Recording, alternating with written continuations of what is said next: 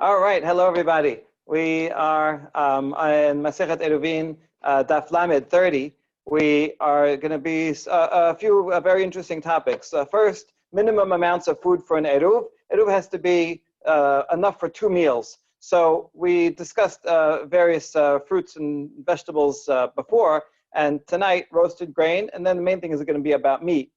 But enfolded within this discussion is going to be a really theoretical, very interesting question: are these standards subjective or objective? Does it depend on the way each person, how much they eat and what they tend to eat, or is it an objective standard, or can I follow your standard, and so on? So that'll be a theme running throughout. Then the next second topic is if food is forbidden by a swear. If I say I'm not going to eat any food, can I use that for an eruv? Because, well, someone else can use it.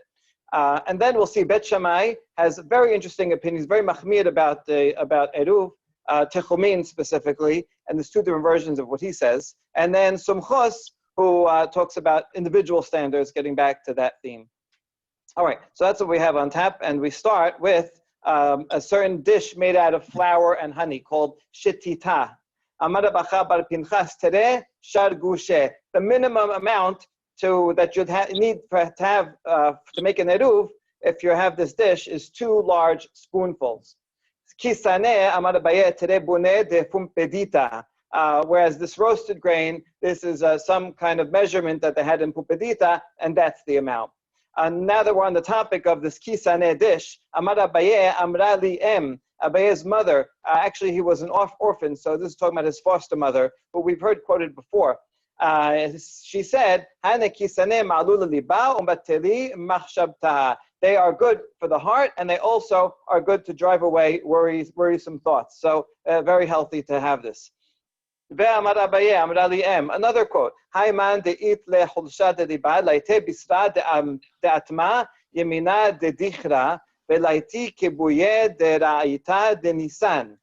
so if someone has weakness of a heart, I don't think it means physical weakness. I think it means like depression, right? Halash liba is a typical term. So then the person should bring meat from the right thigh of a ram and dung of a grazing cattle from Nisan. All right, and if you don't have that, ileka kibuye derayita, bring some willow twigs, laite sugyane derabata, v'nichbate, v'nechol, v'nishte batre chamra marka. And then you roast the meat on the fire that you made with that dung or the twigs, and you eat it, and have some diluted wine, and that will be better for you. Okay, so once we learned some medical advice, we go on with another item. All right, but now back to our main topic, which is minimal amount, and now question. Here's a general rule. Amar Rav Yehuda Amar Shmuel, Kol shehu liftan kedei le'echol bo. Anything that's a relish, that you eat it with bread, like hummus or something, then you need enough hummus that to dip bread worth of 2 meals, right? Not you don't eat hummus by itself. It's not a meal, so that would be a smaller amount. Kol she'eno liftan kedei le'echol hemenu. However, things that you don't eat with bread, like spaghetti and meatballs, then you need enough of that in order to eat the whole meal, because you don't have that with bread. So now basad hai, raw meat, kedei lechol hemenu, that is enough to eat it itself. In other words, it seems that people would eat raw meat. It doesn't necessarily mean totally raw. Maybe it means something like kibeneya, which is seasoned and salted. So probably not totally raw. But anyway, this would be something that was eaten as a meal in itself without bread.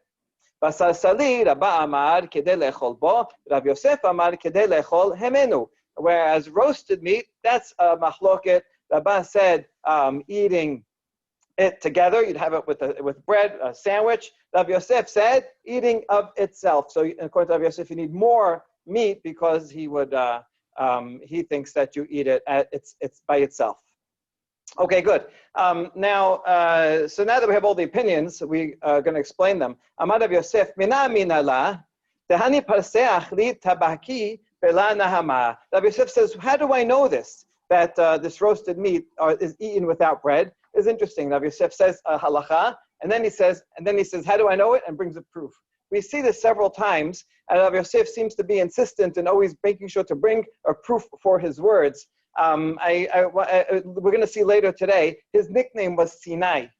right? In other words, he has traditions that he always quoted everything as opposed to Oked Harim, in other words, making up new, deriving new laws. So maybe this is part of his personality. He always wants to show how something is derived. So anyway, his source for this is the Persians who eat this dish, which is roasted meat, and they have it without bread. So there you go. You see that roasted meat generally is eaten without bread, and therefore that's a chumrah. And what he's implying is that because Persians eat this meat by itself, and so you need more of it. So to anyone who wants to make an eruv with roasted meat has to have a full 2 meals worth of it without bread. So the Persians, the majority of the world, right? I mean, so what? If we don't have to all be defined by what the Persians do. And now we're going to bring a source from a different halacha altogether, where the definition of one group does not impose on another group. And this is from Tuman Tahara. Bigdei aniyim la'aniyim, bigdei ashirim la'ashirim. In order for something to become tameh, that it can acquire tum'ah, it has to be a utensil or something important, including clothing. What's the minimum definition of clothing? If it's just a little strand, that's not called clothing. It's not important to anyone, and therefore that does not become tameh. But there's different definitions for poor people and wealthy people. For poor people, it's 3 finger breadths, right? Really small, just like an inch and a half by an inch and a half. If it's that big or bigger, then that's something that a poor person will hold on to and find some use for. So it will contract tumah for a poor person. However, for a wealthy person, a little thing like that, that's just a scrap and they throw out.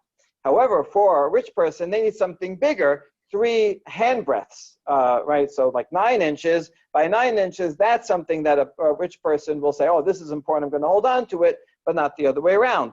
Aval, bigdei ashirim la'aniyim, law, the definition of the smallest size cloth for a rich person does not apply to poor people. So you see here that it depends on each individual case. And so we don't apply the more stringent definition that poor people had to rich people, right? We keep it separate. So you see that in this case also, the Persians can do what they want, but they shouldn't be able to impose their definition on everybody else. Now, if you're going to try to answer,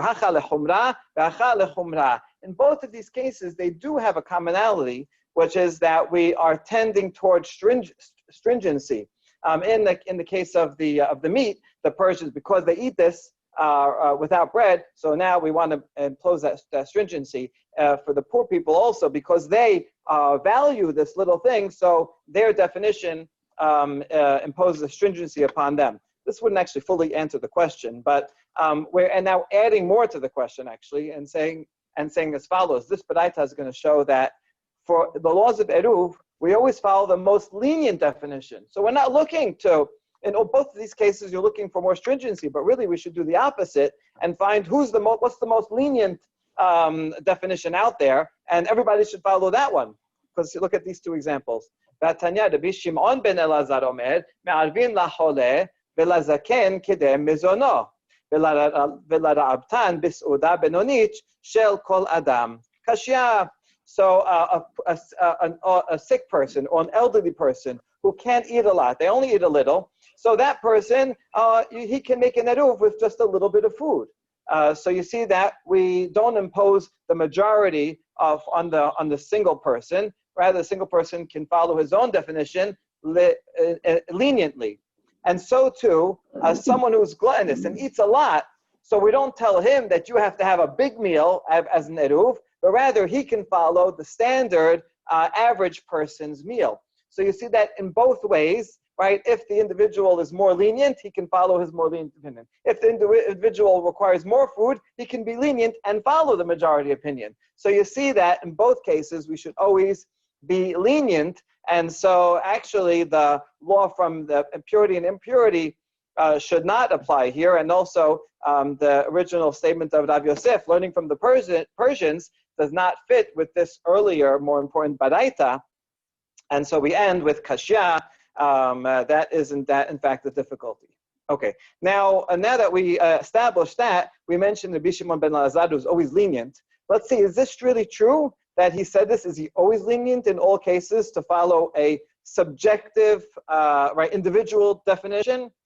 And here's an interesting example. Umi amar Rabbi Shimon ben Elazar hachi, v'hatanya Rabbi Shimon ben Elazar omer, og melech habashan pitcho kimlo'ah. All right, we have to introduce this halacha first.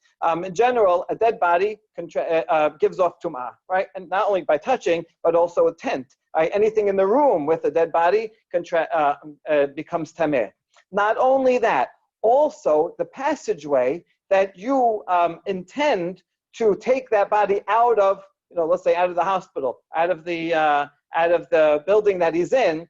If let's say there's one main entrance, right, that you always use. So that hallway and the entranceway, let's say there's an awning outside the door, anything in that entire passageway will become tameh also. This is a law middir Rabbanan, because we see where this is going, right? We see what's going to happen. Now, what if there's small doorways or multiple doorways? So in general, for any person, we look at a doorway that's 4 tefachim wide. 4 tefachim wide, that's called a doorway. And so let's say there's one, then that'll be where it goes. If not, you go by the biggest, whatever opening is the biggest. Okay, so now let's say Og Melech HaBashan has died, or any giant. Og Melech HaBashan actually wasn't Jewish, so he probably would not give off tum'ah in the building. But let's say, someone else like him who was Jewish, so a big person who wouldn't fit through space through a 4 tefach wide opening, right? So now do we say that the opening has to be bigger for that person, right? And that is what Rabbi Shimon ben Elazar said. The opening for him has to be his size. So if just 4 tefach opening wouldn't be enough, right? And the tumah wouldn't go through. We're going to look for one. We're going to look for one that's bigger. So according to this, Rabbi Shimon ben Elazar says we follow in each individual case, and this is lechumrah. Whereas before he said we always go lekula, right? This should be more like the case of the gluttonous person, that we should follow the standard. So how come we don't follow the standard measurement here? All right, Abaye has a kind of a very simple answer. Hatam hechi le'evid hadome nehademe v'napeke. What are you going to do with Og Melech HaBashan? How are you going to get him out? Practically, what are you going to cut him up into pieces and take him out? Right? That would be nivul hamet. We're not going to do that. So this is simply practical. We have to get him out, and he's going to need a bigger opening. So therefore, we require a bigger opening. All right. Question I have, and this is, how did he get into the building in the first place? Right? If he doesn't have a way to get out. Okay, I guess they built a wall after he went in. Okay, so there is a basic difference, and so Rabbi Shimon ben Elazar can say both things, because this is just a practical thing of getting him out. All right, Ibai alehu piligi Rabbanan ale de Rabbi Shimon ben Elazar olo. This Rabbi Shimon said, is this a universal opinion, or do the other sages, do his colleagues disagree with him? Let's see. Tashema. Oh,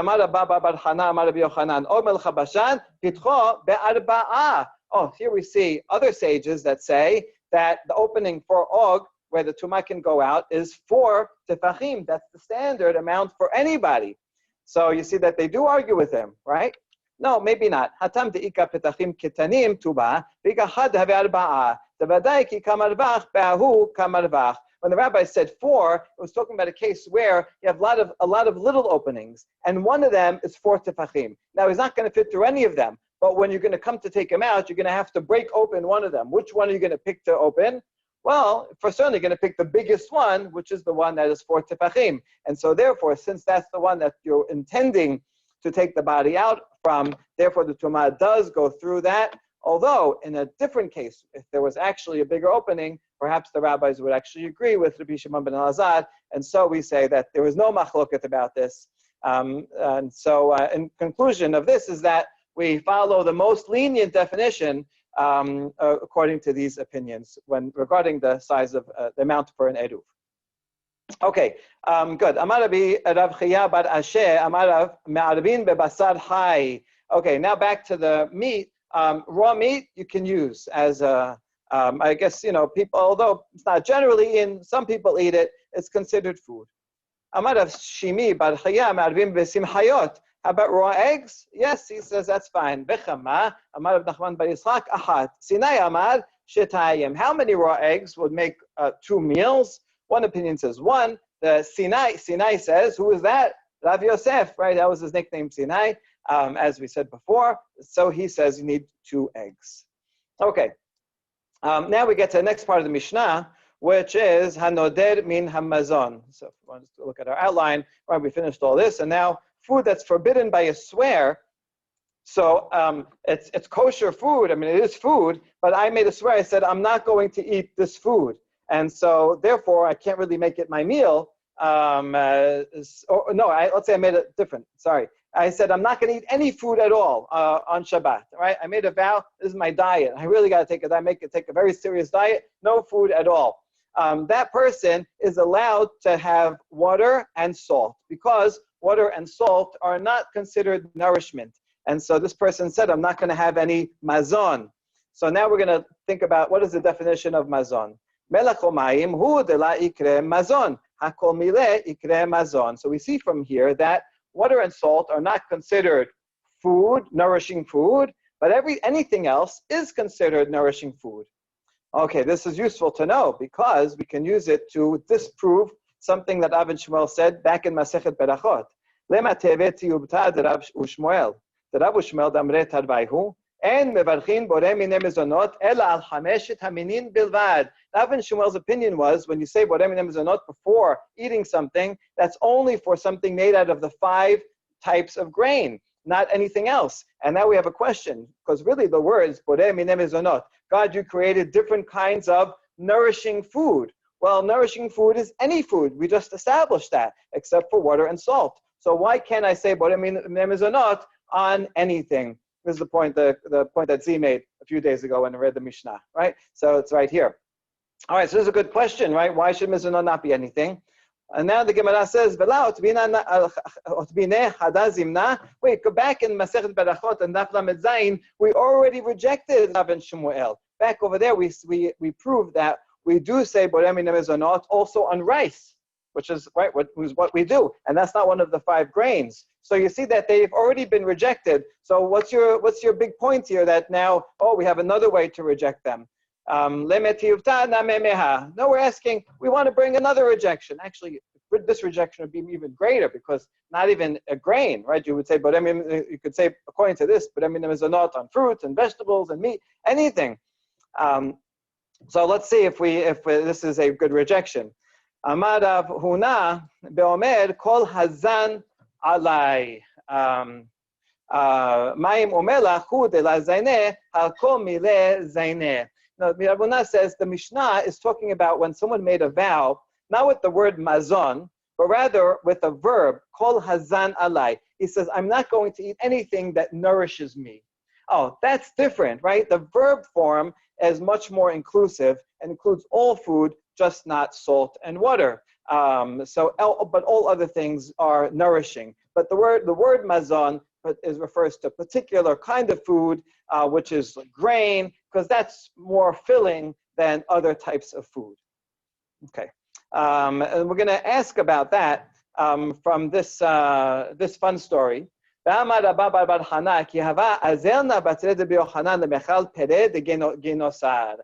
rabbis, the students used to follow Rabbi Yochanan to this place called Ginosad, which was very well known near the Sea of Galilee, well known for its delicious fruits. It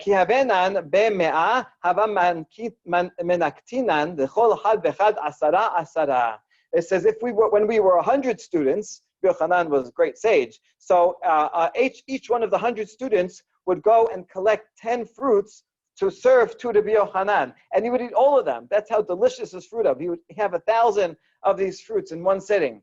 And when we had only 10 students with us, then everybody brought 100 fruits because we needed to get 1,000. And these fruits were so big, you couldn't fit 100 of them into a 3 se'ah basket, a huge basket. They were so big, you couldn't even fit them in such a basket. And although Rabbi Yochanan ate all this fruit after he was done,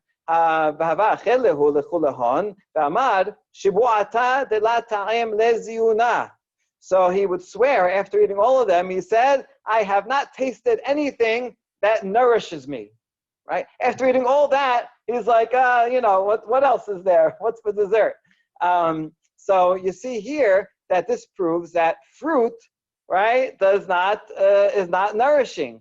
But we just said before that if you say I'm not going to eat anything nourishing, then you can't eat fruit either. So what's going on? So Emma mizona. Now must be what he said is this is not mazon. This is not sustaining food, right? Fruits are very delicious, but they're kind of dessertish, and that's not like grain, not like something that fills you up, and the fruit doesn't fill you up in the same way. And so there's a difference between something that gives izan and something that is called mazon. Okay, so that's all now consistent. Amarav huna amarav sheboah shelo ochal kikar zo me'arvin lo ba kikar zo alai and me'arvin lo ba. Rav Huna is now making a distinction. Although the Mishnah says if you swear regarding food, then it's out. But now he's making a distinction between two different kinds of swears, right? If he says, I swear that I'm not going to eat this loaf, so I can still make an eruv with it, because that only means that I can't eat it, but someone else can eat it. And we saw in the Mishnah that, like with a Nazir, even Nazir can use wine, because even though he can't drink the wine, someone else can drink the wine. And so this would be the same thing, right? However, if he says, Kikar zo alai, right, this loaf is prohibited to me, that's a more expansive swear, because that would mean it's prohibited in all ways. I can't even derive any benefit from it. And therefore, no one else, even if someone else eats it, I can't benefit from his eating it, and therefore I cannot use it for an eruv, because that would be a benefit for me. And so therefore, Rav Huna is making this distinction between, right, making a swear on the item itself and using the word eat, and making obligation on the person, in which case you cannot make an eruv with it. All right, we're going to challenge this with a couple of times. Me'tibe, first from a braita, hanoder min hakikar me'avin lo ba. My love, the amad alai. So we have a braita that says someone who makes a swear regarding a loaf, you can use it for an eruv. So shouldn't we assume that he meant that he said it's prohibited to me, right? And that would be his second case. We get the braita says it's allowed, and Rav Huna could answer, lo the amad zo. No, maybe it's talking about a case where he said this loaf. That's what he said, min hakikad, this loaf. So it's consistent. Rav Huna goes on and says, this also makes sense because the continuation of that braita has three parts altogether. So the second part here, that's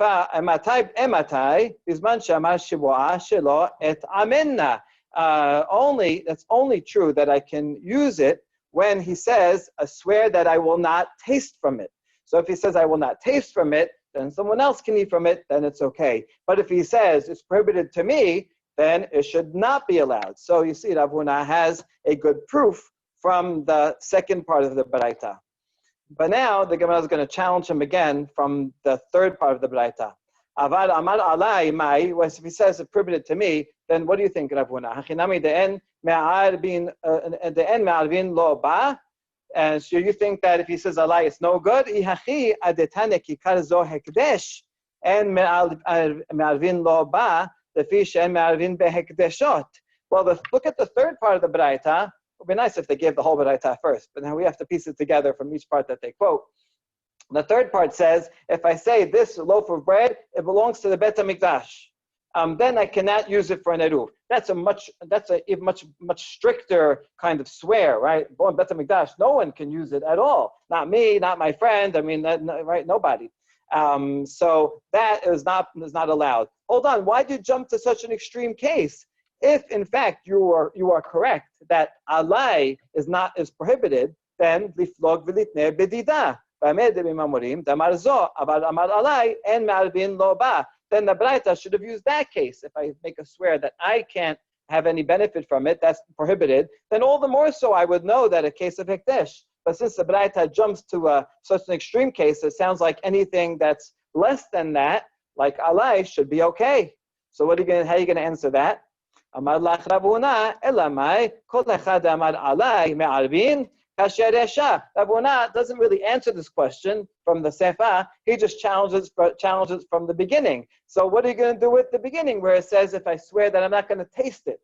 That's okay. Sounds like anything else, saying prohibited to me, would not be allowed. Okay, so we have a problem here because the Baraita itself gives extreme cases. And so, how do you fill in the middle?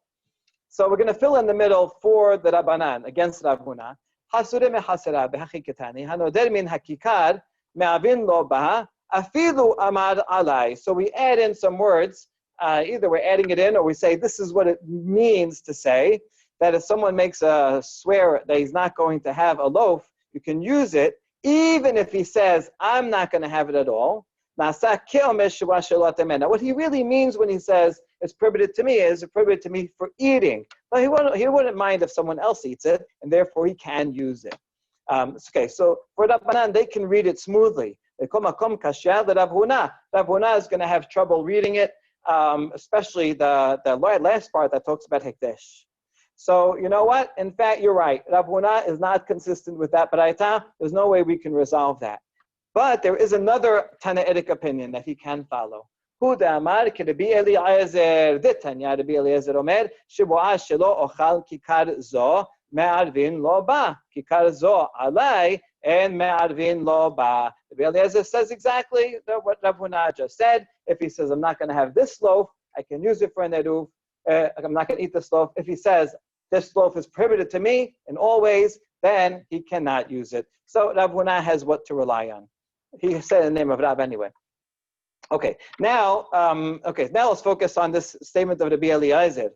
Umi amar Rabbi Eliezer hachi hatanya zekelal adam oser atzmo beochel me'arvin lo ba ochel hane'esar lo la'adam en me'arvin lo ba. Rabbi Eliezer omer kikar zo alai me'arvin lo ba kikar zo hekdesh en me'arvin lo ba lefi she'en me'arvin lo. Okay, so this Baraita has two opinions. The first one is not relevant to our question, but this is about a person who says, if he says, I'm prohibited to the food, he can still use it as neruv. However, if he talks about me, that he is prohibited to the food, then he cannot make an eruv. That's basically the distinction we saw before, which actually would seem to fit Rav Huna. But Rabbi Eliezer here in this Baraita says, if he says alai, then he can make an eruv with it. Only if it says ekdesh, then he can't make an eruv with it. This is more consistent with that Baraita that we were analyzing that had three parts. And so, because you can never make an eruv with hekdeshot. So you see that this Rabbi Eliezer is not the same as this Rabbi Eliezer and this Baraita. So what are we going to do with this? Actually, there's two traditions about what Rabbi Eliezer said. Obviously, he said one thing, but the students remembered it in two different ways. And so there's two versions of his lesson. And so Rav Huna could still rely on one of the versions of what Rabbi Eliezer said. All right, and that concludes that section of the Mishnah. And now we get to the Nazir. Me'arvin la Nazir bayayin. Okay, matnitin. So a Nazir can use wine because even though he can't have it, other people that live in the courtyard can drink the wine, and he'll have other food. They're all sharing the food. It's potluck. Okay, so matnitin de la Bet Shammai. This cannot possibly follow the opinion of Bet Shammai. What is the opinion of Bet Shammai? We're going to see there's also, just like with the Eliezer, there's two different traditions about what Bet Shammai said. But here's one of them. The Tanya. Bet Shammai omerim en me'arvin la nazir bayayin. He says no, you cannot use it. A nazir cannot make an eruv with wine. Well, Yisrael betiruma, and Yisrael cannot make an eruv with tiruma because tiruma only a kohen can eat. That's also against our Mishnah that says a kohen Yisrael could make it with tiruma. So that's Bet Shammai's opinion. Bet Hillel omerim me'arvin la nazir bayayin Yisrael betiruma. Okay, that's exactly our Mishnah. You see, our Mishnah then just only quotes Bet Hillel, doesn't even quote Bet Shammai. Now we have a discussion, fascinating discussion between them, arguing about what about these points. Amru lahen Bet Hillel Bet Shammai I atem modim Shema'alvin lagadol b'yom HaKippurim. Ah, great question. Yom Kippur also, there's a prohibition of going outside your city more than 2,000 amot from Eruv Techumin. And so let's say on Yom Kippur, you do want to walk further, right? I'm living here, but I want to pray with a minyan that's more than 2,000 amot. So can you make an Eruv Techumin? The problem is that it's, that's the meal is your symbolic place. That's where you're living. But on Yom Kippur, you can't eat it. You can't possibly eat it. However, it seems that most people agree you can. Bet Hillel for sure says you can make an eruv on Yom Kippur because even though you can't eat it, a child can eat it, right? And so as long as someone can eat it, it's okay. Now Bet Hillel is telling Bet Shammai, wouldn't you agree in that case? And therefore, even though I can't eat it, someone else can eat it, it's okay. So to a Nazir and to the Ma, you should also agree. Amar lehen aval. The word aval usually means however, but in some cases, like here, it means indeed. In the notes here, they bring in the Arabic word bala. Does that mean indeed? Yeah. Okay. Similar aval, same letters. Okay. So this is a different definition of the word aval, and here Bet Shammai is saying, indeed, yes, I agree in that case. Then what's the difference? Just like an older person can rely on a younger person on Yom Kippur that he can, because he can eat it. So too, in these cases also, someone can eat it. Oh, no, Bet Shammai, how's he going to answer that? Bet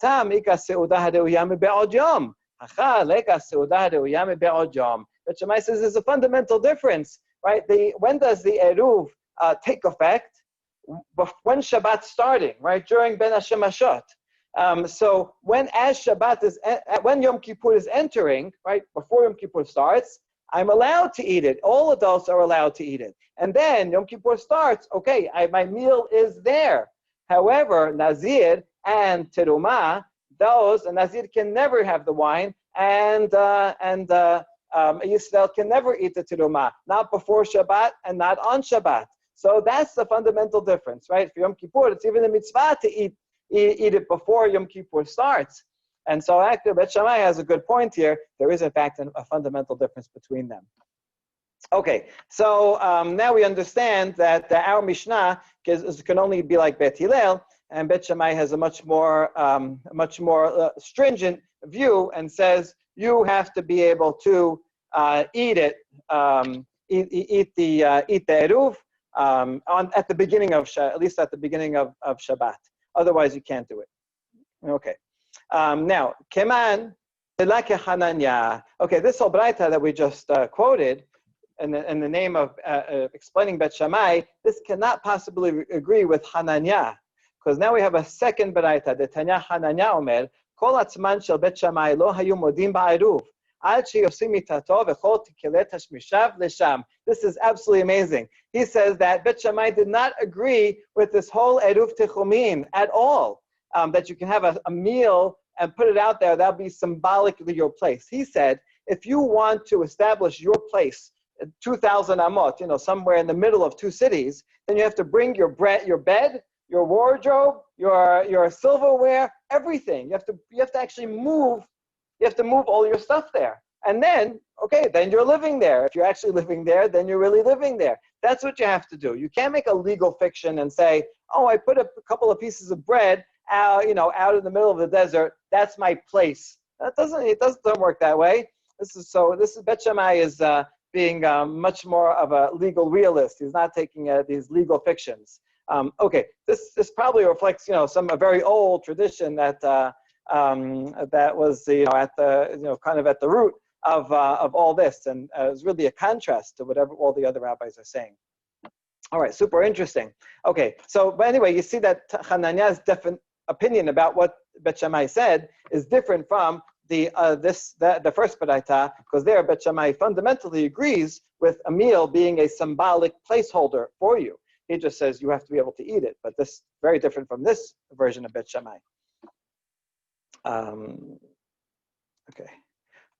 Question, is this statement literal? We saw Bet Shammai does have Eruvin. Okay, is it literal? Well, maybe he has Eruv Haserot. I don't know, but if he has Eruv Well, I mean, even in this case, does it mean that he has to be there? Does he have to sleep in that bed, right? Or is this also have some amount of legal fiction? Maybe if you move lots of stuff there, not just the meal, but you put a bed and some clothing and things, and then you don't have to actually stay there, right? And so that would still be a symbolic place. You just have to bring more things. So even in this, according to this opinion, there may be something to it, some legal fiction that he's allowing. Okay, keman azla hadetanya. Now that we know those two definitions, let's test out some other opinions. This following baraita: erev bishchorim lo yaseh belivanim, bilvanim lo yaseh bishchorim. If when you made the eruv, you're wearing black clothing, then you can't go and walk with white clothing, or white clothing you can't go with black clothing. Okay, the point is that, right, since he said you have to take out all of your utensils, all of your wardrobe, you have to be wearing something that you were wearing there, right, at the time when Shabbat started. So now if you went home, if you put your stuff there, then you went back to the city and changed, obviously you didn't want, right, you didn't bring all your clothes out. So that kind of shows that breaks the legal fiction. So who is that like? Kiman, Amaram Nachman Ba'Yitzchak, Chananyahi, Ba'Libad Bet Shammai. See, obviously this is Chananya because he says you need more than just food, you need your clothing to be there too. Okay, just now a slight modification of that. Chananya, Bishchorim hu de lo yeseh, ha bilbanim yeseh. Hold on, for Chananya, you said in the second case that if you were wearing white, then you can't go out with black clothing. So it's the black clothing camp. How about the white? The white you can go out with? But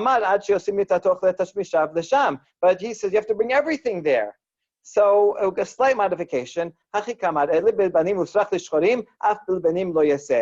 I made the eruv with white, and then I decided, I got a stain or something, I had to change to black, then even if I realize I can't do that and put back on the white, it's still not allowed. Just because that shows that I didn't bring all the things that I'm going to need out into the wilderness where I needed it. So even if I think about needing something else, that ruins it. Okay, so with that modification, we continue. Keman, okay, but still same idea, same conclusion that this is Bet Shammai's opinion according to the interpretation of Chanana, that you have to bring all of your clothing and other and food and besides food and bed out there. Okay, good. So that was very interesting. And now the last section is about Sumchus Omer Beholin. So he disagrees with the Tanakama regarding Terumah. He says an Israelite cannot make an eruv with Terumah, but he disagrees only with that part. But he's okay with a Nazir using an eruv using wine for an eruv. So why does Sumchus make a difference? Why is he saying that a Nazir can use wine, but an Israelite cannot use Terumah for an eruv? My Tama. The answer is because someone who's a Nazir can go, if he changes his mind, he can go in front of a Bet Din and he can say, I know I promised to be a Nazir, but I didn't mean it, and I didn't realize, and this and that. And so if the rabbis agree, they can undo that vow, and he'll no longer be a Nazir. So theoretically, you can always do that, even on Shabbat, because it's for the benefit of Shabbat, and then he'll be able to eat that. So therefore, he can use it for an eruv. But terumah is harder to do that. Well, hold on. Is it really harder? Terumah,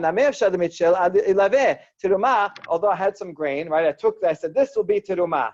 But that also, I can undo it. I can go to the sage and say, I know I made this terumah. It's almost like making a legal designation. And he says, I want to undo it, right? So this should be the same thing, and then I can eat it.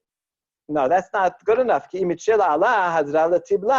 I undo this designation of terumah, then it turns back into tebel. Tebel is food that I didn't take the terumah out of, and that's prohibited from eating. So I didn't help because I still can't eat it. All right. All right, but I can undo it, and then I can take something else, and I say, that other fruit that I have at home, that will be the terumah instead. No, that's not good either. Right? Chaberim, people who are very precise about mitzvot, they don't take terumah from something that's not here for something that's here, and two different storehouses. And so a person wouldn't do that.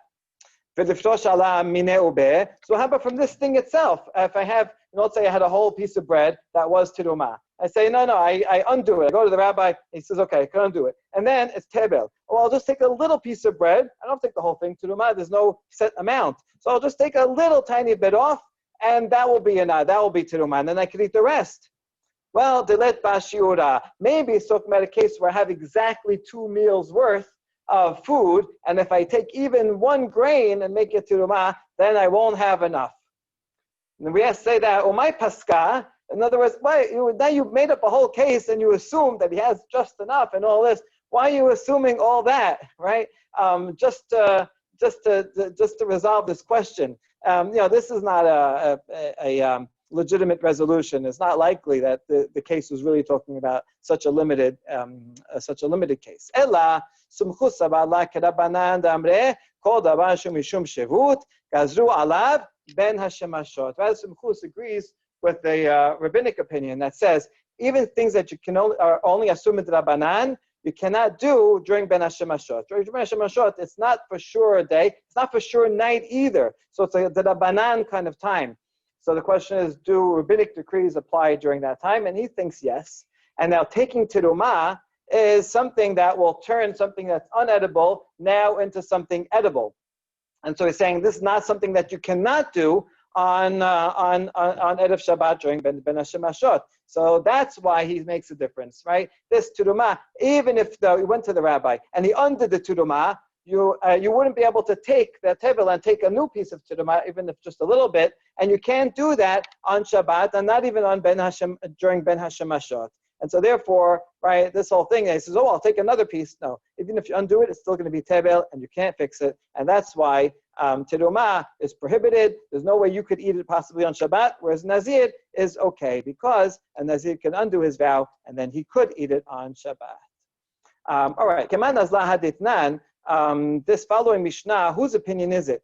Yesh amru hakol lefi ma shehu adam velo kumso mincha melo chofnav ketoret v'ashote melo dugma v'yom kippurim u'b'mezon shete seudot la'eruv. We have a Mishnah that says these are all different halachot that go by the individual amount. When you have to bring a mincha offering, you bring a handful. What if a kohen has big hands or a kohen has small hands? It doesn't matter, right? Big hands, so he has to give more. Small hands, he gives less. When you have to say you have to drink melod ugmav, a cheekful, Yom Kippur, you're chayav if you have a cheekful, right? That's why people who are sick and need to eat on Yom Kippur, we see if that's enough that they can eat less than that. Now, how big is a cheekful? Some people have bigger cheeks and smaller cheeks. That's fine. It goes by your individual cheekfuls.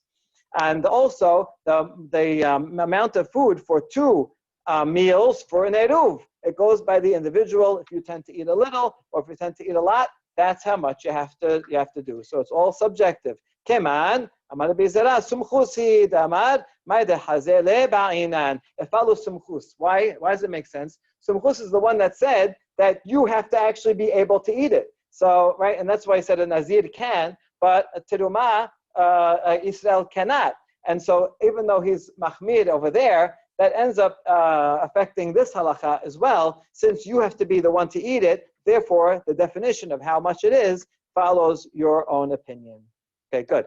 Lema peliga de Rabbi Shimon ben Elazar. Does that Mishnah contradict what Rabbi Shimon ben Elazar said? That Tanya Rabbi Shimon ben Elazar omer, "Narvin lacholev lazaken kedem ezono, la'abtan besuda benonit shel kol adam." It fits with the first part of this because, right, this would be individual. A sick person, an old person eats a little, so he can have a little. But it would contradict the second part of it because here we said that someone who eats a lot, it's okay for him to have an average meal as his eruv.